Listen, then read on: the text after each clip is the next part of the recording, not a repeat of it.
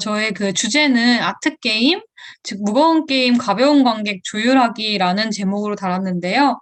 제가 스스로도 이제 작업을 하면서 게임으로 이제 제작을 한 지가 그래도 한 횟수로는 최근 들어서는 레트로 아케이드만 한 2년 정도 했고 그 전에도 계속 게임 형식을 시도를 해 왔었어요. 그래서 이런 여러 가지 에러 사항들을 겪으면서 게임 형식을 가져올 때의 어떤 어려운 점들을 그리고 제작 과정에서 어떤 그런 어떻게 보면 프로젝트의 타임라인이 있었는지를 좀 설명을 드리고 그 과정에서 어떻게 관객들한테 접근하면 좋을지에 대한 고찰과 그리고 이론적인 부분도 한번 같이 소개를 드리고자 합니다. 네, 이렇게 제목은 사실은 좀 구체적으로 보면은 고인물의 영업 전략 노하우라고 지었어요. 그래서 뭔가 이 주제와 이 어떤 형태로 많이 고민을 했는데 결국에는 작가가 해야 되는 임무 중 하나가 관객들이 내 게임을 실제로 플레이하게 해야 하는 그 영업의 비중이 되게 높더라고요. 그래서 이 부분에 대해서 좀 이야기를 많이 해보고 싶어서 이렇게 말했습니다.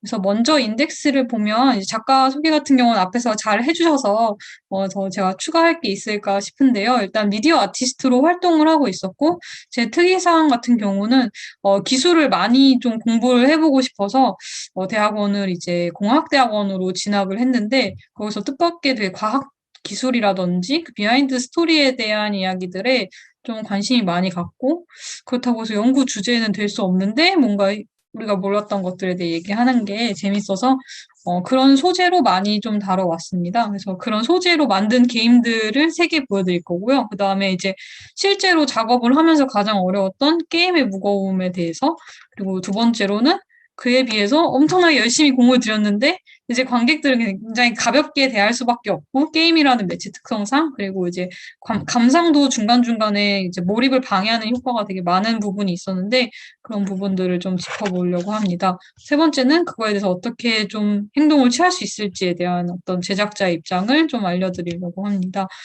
그래서 게임 프로젝트 같은 경우에는 저는 아트 게임이라고 굳이 뭔가 정의 내리면서 작업한 건 아닌데 작업을 하다 보니까 게임을 스스로 좋아하기도 하고 게임 형태로 하면 어떨까라는 생각으로 조금씩 만들어 온 프로젝트들이 있었어요. 그래서 사실은 저도 처음에는 만들 때 기술력이 없었기 때문에 보드게임 형태로 아이디어를 만들었고 이 작업 같은 경우에는 이제 2017년도에 인지 모델과 관련된 이제 연구를 시작하면서 만들게 된 게임이에요. 그래서 프로그램을 제작한 거는 아니지만 제가 그 당시에 이제 만들고 있었던 프로그램이 있어서 게임에서 만약에 이제 인간의 뇌가 노화되는 과정을 뭔가 체험해 볼 수 있는 어떤 작업이 있다면 어떨까라는 생각을 해서 그런 과학적인 리서치를 바탕으로 이제 보드게임이라는 형태로 만들었어요. 그래서 모든 카드가 지금은 보이시는 카드들 한 장이 모두 정보라고 이제 어떻게 보면은 비유를 하는 거고요.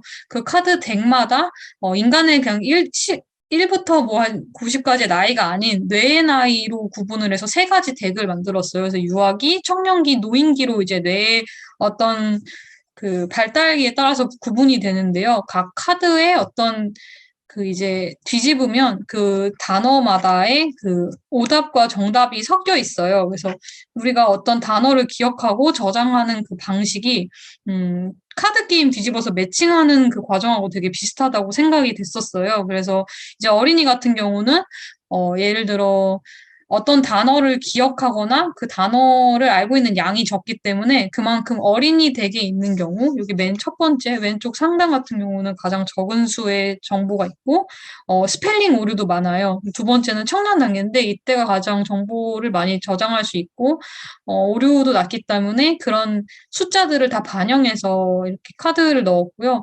마지막에는 실제로 노화가 많이 진행되고, 예를 들어 치매가 걸렸다는 확률도 그 숫자로 표현하기 위해서 중간중간에 정말로 블랭크 카드를 넣는다거나 하는 식으로 게임을 하면서 자기가 원하든 원하지 않든 어린이와 청년 그 노인을 겪으면서 그 단어가 점점 매치가 안 되는 방식을 체험하면서 노화의 과정이라든지 어떤 인간의 어떤 기억에 대한 이야기를 좀 보드게임으로 하려고 했습니다. 두 번째는 이제 3D 시뮬레이션을 처음으로 이제 해봤었던 때였는데요. 제가 유니티를 사용해서 이제 이 벌추얼 레귤레이터라는 작업을 두 가지로 제안을 했었어요. 근데 이게 이제 두 번째 제안했던 작업인데 쉽게 보시면은 VR 공간이 어쨌든 몰입을 유도하기 위해서 360도 공간을 모두 활용하거나 그리고 그 렌더링 기술에 대해서 되게 많은 어떤 노력을 들이는데 그에 비해서 사람들이 보는 거는 한 방향이라는 거죠. 그 눈이 한 곳에 달렸으니까 앞에만 보고 사람들이 쓴다는 거를 이제 연구하던 친구한테 들었어요. 아무리 360도로 만들어 놔도 사람들이 앞에만 본다. 그래서 그 내용을 좀 빚고 와서 그러면은 완벽하게 VR을 보려면 앞에 하나만 고정해 놓고 멀미도 안 나게 하거나 아니면은 완벽하게 몰입되는 장소에서 굉장히 몰입이 안 되는 영상을 주면서 이제 VR 공부에서 쫓아내는 방법이 있겠구나. 뭐 이런 약간의 그 연구와는 상관이 없지만 그걸 작품으로 풀었던 이런 내용을 한번 작업화했습니다. 그래서 이런 식으로 뭔가 이 3D 공간에 들어가면 되게 몰입이 안 되고 약간 멀미나고 굉장히 좀 정신이 사나운 그런 음악들도 나와요. 그래서 어떻게 보면은 3D 맵으로 이렇게 시뮬레이션을 하는 그 체험 방식도 게임의 한 종류인 것 같아서 한번 잘 들고 와봤습니다. 그리고 어떻게 보면 제일 제가 많은 시간을 보냈던 게임 제작의 방법이 이제 레트로 게임들이었는데요. 그 첫 번째로 이제 2020년도에 쥐들에게 희망을이라는 게임을 만들었어요. 이것도 이제 제가 대학원을 사실 이렇게 다니다가 그만두게 되었는데 그때 이제 그만두면서 다른 학과에 이제 친구와 얘기를 하다가 본인이 동물 애호가인데 연구가 맞지 않는다. 그래서 무슨 일이냐 했더니 새벽 6시부터 12시까지 쥐를 키워서 당뇨 인자를 매 시간마다 먹이고 최종적으로 당뇨에 걸려서 죽게 만드는 게 본인의 연구였던 거죠. 그러니까 그 과학적 진실을 찾는 것도 어렵지만 그게 성공하고 나서도 그거의 10배 수준의 쥐를 더 죽이라고 이제 논문화가 되려면 10배 이상의 쥐를 죽여서 이 수치화를 만들어야 된다고 하셨대요, 교수님이. 그래서 이제 그러면 100마리가 아니냐 이러다가 이제 그 내용들을 너무 재미있는데 슬프기도 하고 근데 이제 우리가 어떻게 보면 나와서 보는 어떤 과학적 진실들은 다 엄청 구체적이고 되게 정확한 거로 알고 있지만 이런 종류의 어떤 희생들이 있다는 거를 좀 얘기하고 싶어서 게임 컨트롤러나 게임 방식 자체는 일반적으로 우리가 아는 왼쪽에서 오른쪽으로 가고 아이템을 먹으면 세지고 엔딩 결말이 나오는 그런 게임 형태를 취했는데 대신에 점점 갈수록 뭔가 쥐가 당뇨에 걸려서 느려지고 뚱뚱해지고 결국에는 사람들이 텍스트를 읽으면서 이 쥐가 사실은 실험용 쥐였고 어떻게 보면은 연구가 참 어렵구나라는 어떤 이런 반복적인 질문들을 겪게 하는 그런 작업이었습니다. 그리고 두 번째는 이제 마찬가지로 이것도 내러티브가 좀 많이 들어있는 게임이었는데 AI가 스스로의 자아를 가지게 된다면 자신의 근원을 뭐라고 생각하며 찾으러 갈까라는 생각으로 만든 게임인데요.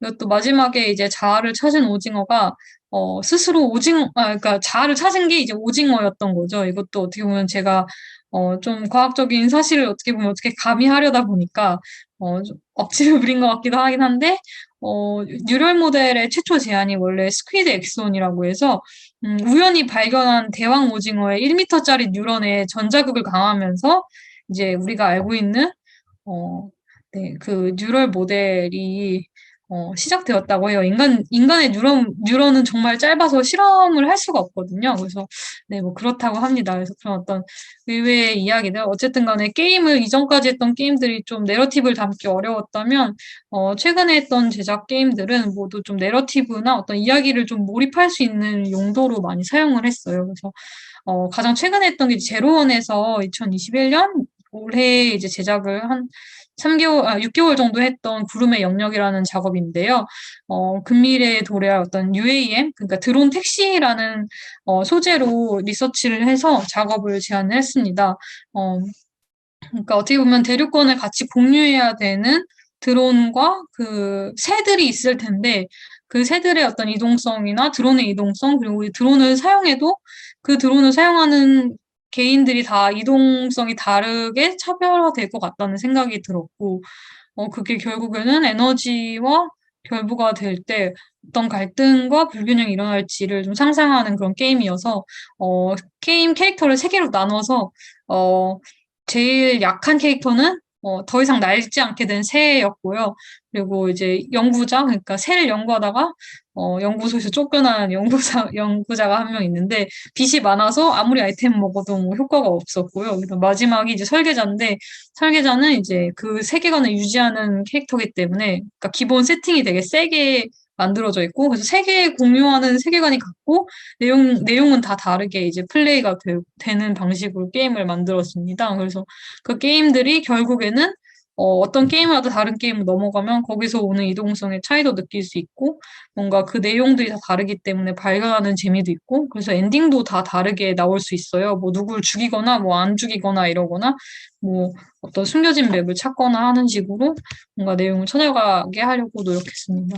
그래서 저 같은 경우 이제 게임을 무겁다고 표현을 했는데 실제로 이제 세 가지 정도로 정말 무겁다고 생각을 해요. 일단 게임이 가지는 어떤 사회적 맥락이 있지만 그 부분은 이제 제가 다루긴 조금 어려울 것 같아서 그냥 말 그대로 게임 자체 만드는 거에 대한 무거움을 좀 많이 짚었는데요.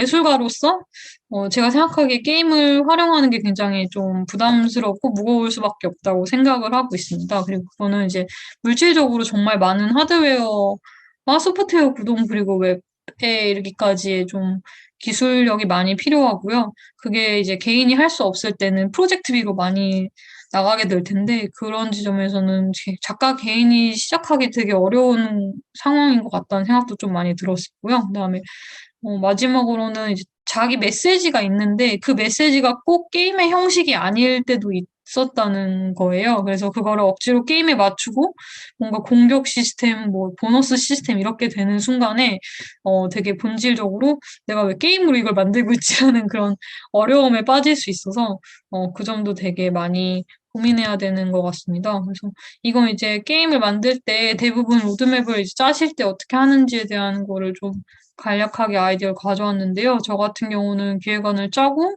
그거를 기획하고 디자인하는데 시간을 굉장히 많이 보냈어요. 그래서 스크립트가 먼저 나오고 게임이 어떻게 나올지를 비주얼적으로 다 끝낸 다음에 그 다음에 이제 시스템을 만들기 시작을 하는데 중간중간에 어, 여기서 플레이를 한 몇백 번 해보다 보면 이제 스스로 감각이 안 오기 시작할 때가 있어요. 내가 몇 번 이상 해보면 어, 이게 재밌는지 이게 쉬운지 난이도도 잘 조절이 안 되고 그럴 때 좀 많이 어려움이 느껴질 때가 있었습니다.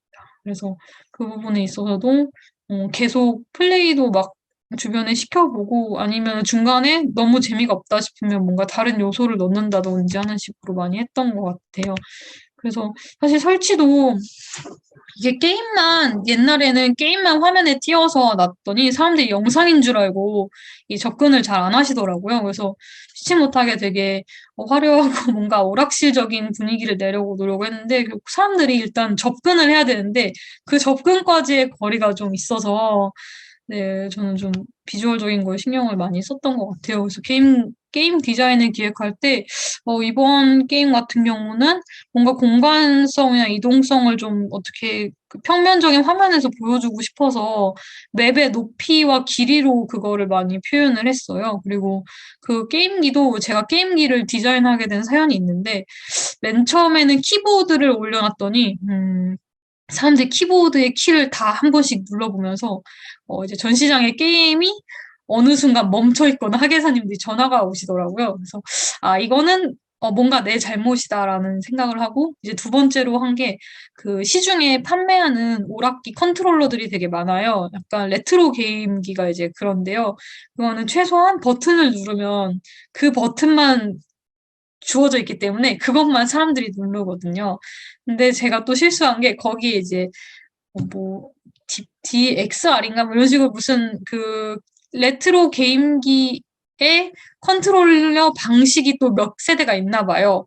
그러니까 그거를 잘못 체크를 해놓고 가신 관객 때문에 다음 관객이 게임이 안 된다는 거예요. 근데 도대체 이번엔 프로그램 문제도 아니고 컴퓨터 문제도 아닌데 도대체 무슨 문제일까요? 봤더니 이제 대전에서 전시했기 때문에 대전에 가야 됐는데 되게 단순하게 컨트롤러의 그 버튼을 누가 이렇게 위로 올려놓으셨더라고요. 그래서 이것도 아닌 것 같아서 아예 자체 게임기를 제작해서 어느 누구도 이제 주어진 버튼 외에는 누르지 않음으로써 해야겠다는 그런 생각을 하게 되었습니다. 그리고 자세히 보시면 이 게임기가 세 개로 이렇게 약간 모나게 되어 있는데 그것도 제가 나름의 어떤 컨셉이었던 게 그 캐릭터가 세 개인데 같은 세계관을 공유하고 있고 그 세 개의 세상들이 모두 다 뭔가 같이 있어야 이게 조화가 된다 이런 의미로 이렇게 120도씩 해서 360도로 서로 등을 마주대고 이렇게 할 수 있는 게임기를 만들었습니다. 네. 그리고 많은 분들이 아마 제일 궁금해하실 것 같은 게 게임 제작 과정일 것 같은데요. 저 같은 경우는 게임을 어, 그러니까 작품을 할 때 대부분 기술을 제가 다 하는 편이에요. 왜냐면은 같이 협업을 하다 보면은 협업을 하다가 제가 원하지 않는 의도가 뭔가 구현이 된 경우가 있는데 그거를 이제 기술도 개발하는데 시간이 많이 걸리다 보니까 나중에 돼서 고치기가 힘들 것 같더라고요. 근데 그냥 그래서 타협을 하는 경우가 많았는데 기술을 제가 그냥 하면은 좀 더 제 의도를 반영해서 만들기가 편해서 제작은 제가 하고 있는데, 그래서 이제 저도 나름의, 특히 레트로 게임을 만들면서 많이, 좀 팁을 얻은 게 이제 스케치나 아이디어를 이제 뭐 에셋이나 이런 걸 살 수도 있지만, 그걸로 표현하는 게 한계가 되게 있더라고요. 그리고 바로 디지털 작업으로 시작하자니 디지털 작업 자체가 주는 뭔가 너무 평면적인 느낌이 있어서 저는 스케치를 먼저 그리고 그걸 펜슬을 딴 다음에 다시 이미지를 디지털화해서 픽셀로 깨트린 다음에 다시 이미지를 좀 만지는 편이에요. 그렇게 됐을 때 조금 다르더라고요. 그래서 그러면서 깨트리고 나서 다시 이거를 만약에 웹에 올리거나 뭔가 프로그램으로 구동을 하려면 이 프로그램이 너무 무거울 수가 있거든요. 이미지 자체가 너무 크거나 고화질이면. 그래서 그걸 다시 최적화하는 과정을 조금 드리고 있습니다. 그리고 그 나중에는 이제 저 같은 경우 컨스트럭트 2라는 프로그램을 썼는데, 이건 이제 레이어 단위로 뭔가 화면을 계속 쌓을 수 있고, 그 다음 프로그램 자체의 어떤 로직 같은 거는, 약간 코딩보다는 훨씬 안 어려워요. 그냥 보이는 코딩 같이 되어 있어서 되게 편했는데, 컨스트럭트 3를 쓰셔야 되는 게 컨스트럭트 2가 이제 서비스가 종료가 돼서 뭔가 문제가 생기면 디버깅을 할 때 질문들이 다 닫히더라고요. 콘스트럭트 3를 쓰라고. 그래서 일단 제가 쓰는 거는 어쨌든 게임을 만들 수 있는 효과적인 프로그램들을 좀 많이 활용을 하고 있고, 그리고 그거에 대해서 기술적인 부분을 제가 대부분 하면서 좀 타협을 안 하는 방식으로 제작을 하고 있습니다. 그리고 이제 부가적으로 게임 구동을 그냥 게임만 만들어서 PC로 그냥 전시장에 올려놓을 수도 있지만, 온라인화로 해서, 관객들이 전시장에 오지 않아도 해볼 수 있게 하는 것도 좀 중요하다고 생각을 하는데요. 온라인화로 서버에 올렸을 때는 저 같은 경우는 맨 처음에는 직접 서버를 만들고 사이트까지 만드는 방식으로 제작비를 서울문화재단에서 받아서 해본 적도 있는데 그게 1년 단위로 계약을 해야 돼서 너무 돈이 많이 들어가서 취소를 했고 이번에는 지터브에 그냥 올렸습니다. 그래서 그러고 나서 웹사이트로 제가 가지고 있는 웹사이트가 있는데 거기에 이제 링크를 다시 걸어서 그거를 활용하는 방식으로 지금 했습니다. 마지막으로 이제 가장 중요할 수도 있는 문제인데 이게 전시 공간의 설치예요. 전시 공간의 설치는 제 생각에는 되게 중요한 것 같은 게 아무리 이게 게임을 열심히 만들고 뭐 6개월을 밤을 새도 결국에 보는 사람이 없으면 되게 잘 전달이 안 될 수밖에 없는 게 게임이어서요. 그래서 이제 어떻게 작품이 놓이면 좋을지, 그리고 작품을 어떻게 사람들이 보게 해야 될지, 그런 거를 좀, 동선까지 생각을 하면서 많이 디자인을 하는 편입니다. 그리고 일단 사람들이 와야 되잖아요. 올라오면은 뭔가 컨셉이나 뭐 시각적으로 좀 남들이 안 해본 거를 해보려고 많이 노력을 하는 편입니다. 근데 그게 너무 작품 메시지랑 다르면 또 독이 될 수도 있어서 저도 그 부분은 되게 고민을 많이 하고 있는 그런 지점입니다.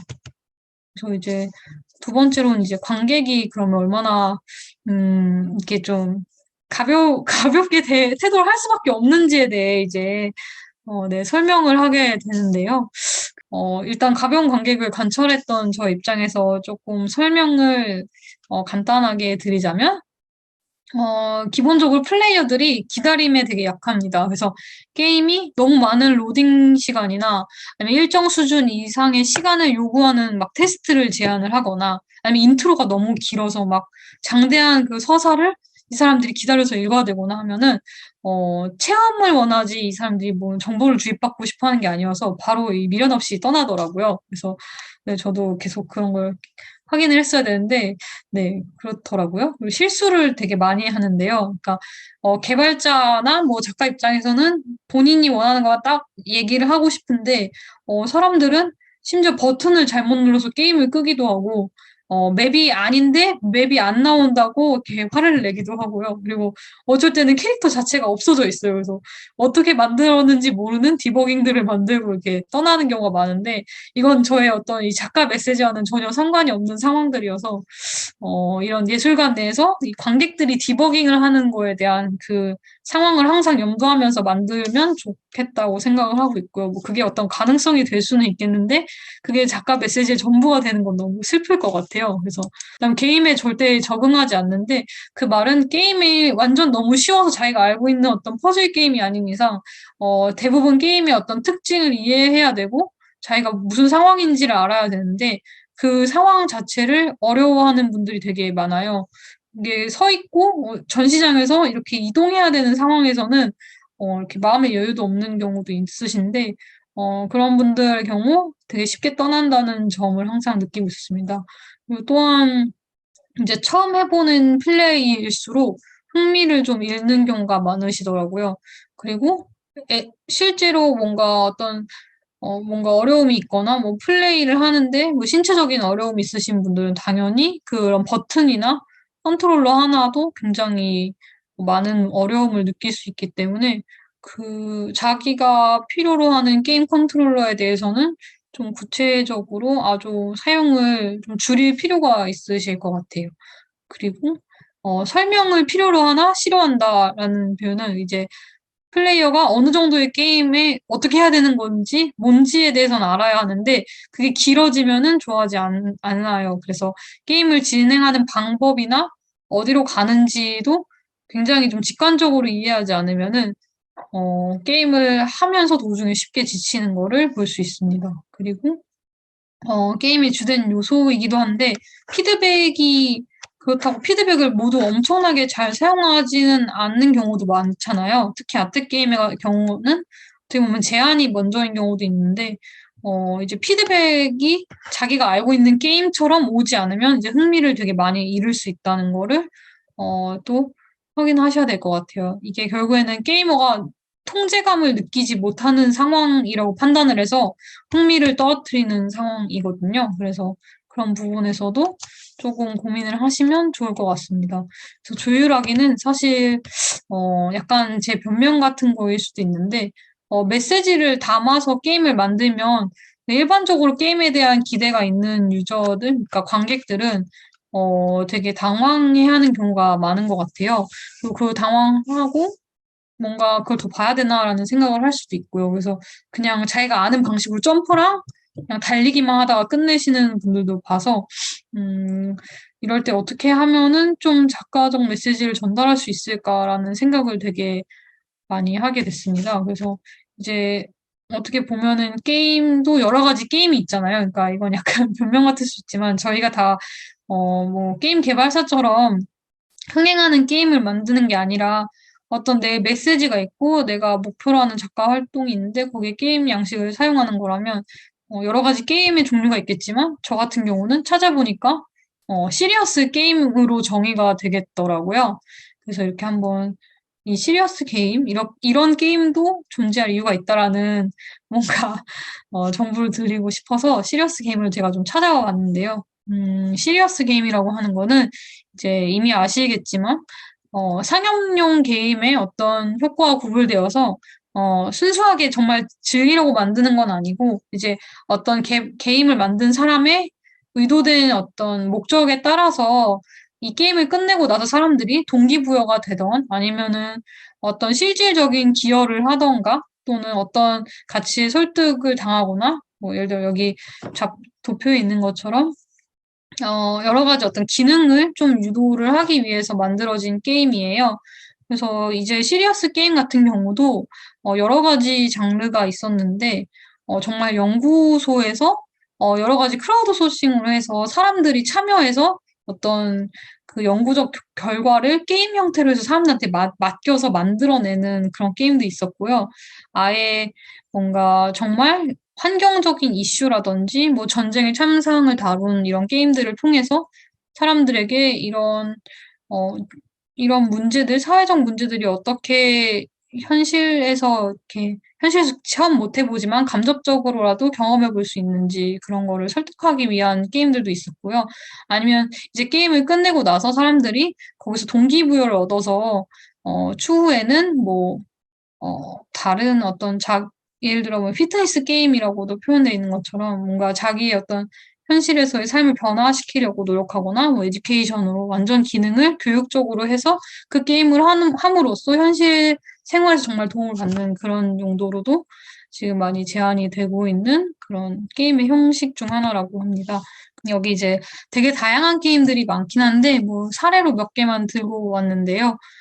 페이트 오브 더 월드라는 뭐 환경 관련된 어떤 이슈들을 직접 체험해 볼 수 있는 카드 게임도 있었고요. 그다음 시리아 난민을 주제로 한 21 데이즈도 되게 유명하고요. This War of Mine도 이제 어떤 전쟁의 참상을 다룬 게임이에요. 폴딧 같은 경우는 이게 제가 알기로는 이렇게 개개의 어떤 참여자들이 저는 뭔가 유전 정보였나?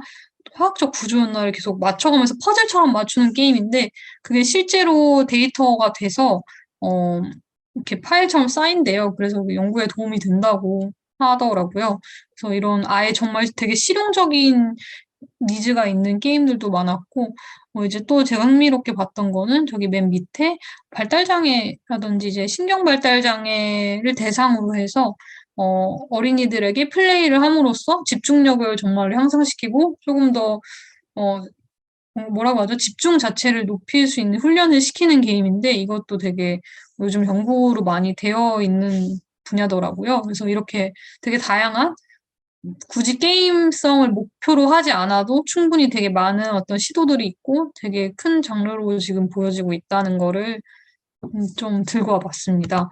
그래서 게임성에는 이렇게 세 가지 요소가 있는 것 같아요. 그래서 일단은 시리어스 게임 어떻게 보면 게임의 양식은 빌려왔지만 그 목표는 게임성이 아니잖아요. 근데 그럼에도 불구하고 사람들이 이런 게임성이 있으면 되게 좀 흥미로워하고 기존의 어떤 책으로 읽는 거나 영상으로 보는 거랑은 좀 다른 어떤 즐거움?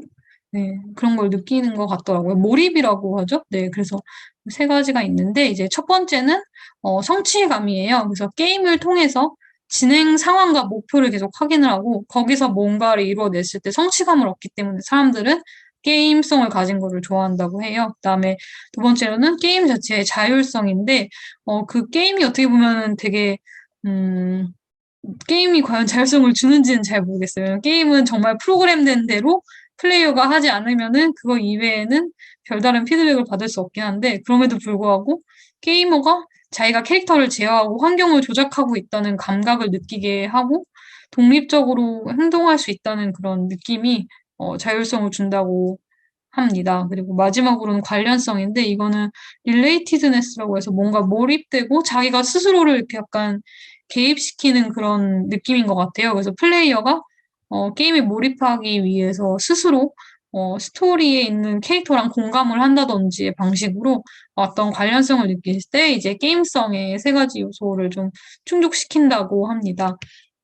그래서 저도 이제 좀 찾아보니까 이제 시리어스 게임 자체에도 이제 인게이지먼트 루프라고 해서 사람들이 조금 더 적극적으로 몰입되고 그 게임 세계관을 계속 유지해서 뭔가를 행위를 하도록 요청하는 루프라는 게 있는데 여기에 보면은 어떻게 보면 이제 관객들이 그렇게 빨리 떠나는 거는 게임 자체의 문제일 수도 있기 때문에 이런 네 가지 단계에 대해서 조금 많이 같이 생각을 해볼 수 있으면 그 이후에 이제 우리가 뭔가 게임을 만들 때 도움이 되지 않을까 해서 가져와 봤습니다. 그래서 동기부여라고 해야 되는데, 게임을 해야 되는 이유가 있어야 되는데, 그게, 예를 들어 그냥 게임이 재밌어 보여서일 수도 있고, 자기가 주제가 관심이 있어서일 수도 있는데, 이런 동기부여에 대해서 명확하게 목표를 준다거나, 아니면은 좀 보이는 방식으로 피드백을 쉽게 주면 좀 동기부여가 되는 것 같아요. 저 같은 경우는. 그 플레이를 유도하기는, 저 같은 경우는 이제 게임을 만들 때 어떻게 했냐면, 플레이를 유도하기 위해서 맨 첫 장에 되게 목표나 임무를 크게 먼저 알려줘서 사람들이 이게 뭘 목표로 하는 거고 어떤 임무를 수행해야 되는지를 명확하게 먼저 좀 받아들일 수 있게 하는 거를 했습니다.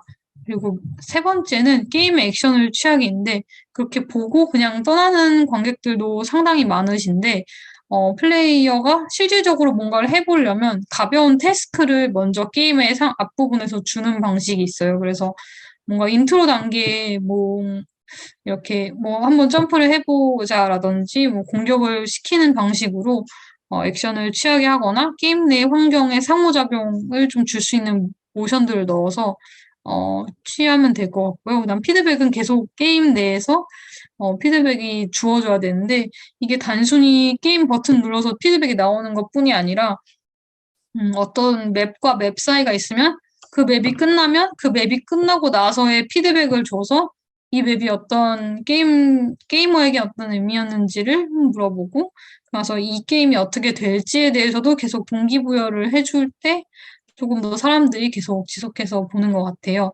그리고 제가 마지막으로 만들었던 게임은 사실 어, 전체적으로 플레이했을 때 거의 30분 이상 걸리는 게임이어서 그렇게까지 길게 하시는 분들이 많지는 않더라고요. 그래서 저도 많이 계속 고치고 있는데, 네, 오히려 좀 짧으면서도 그 메시지만 잘 전달할 수 있으면 좋지 않을까, 이런 생각들을 하고 있습니다.